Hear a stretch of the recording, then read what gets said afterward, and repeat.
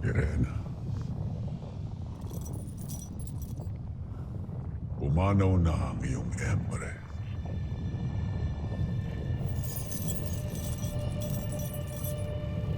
Si Emre. Siya ang sinasabi kong nilalang na ayaw kong pangalanan.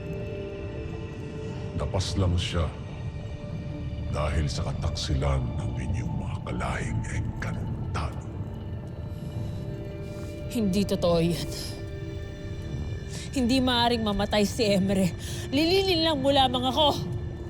Katotohanan ang lahat ng aking sinasabi. At nakalaya na rin ang aming bathala na nagtataglay ng itim na brilyante na papantay sa mga brilyante ng engkantado. Tanaklas na! Walang makadadaig sa kanya.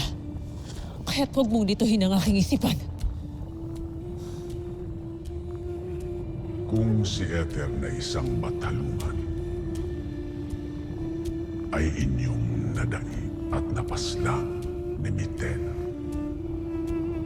At bakit naman hindi pwedeng mapaslang si Emre?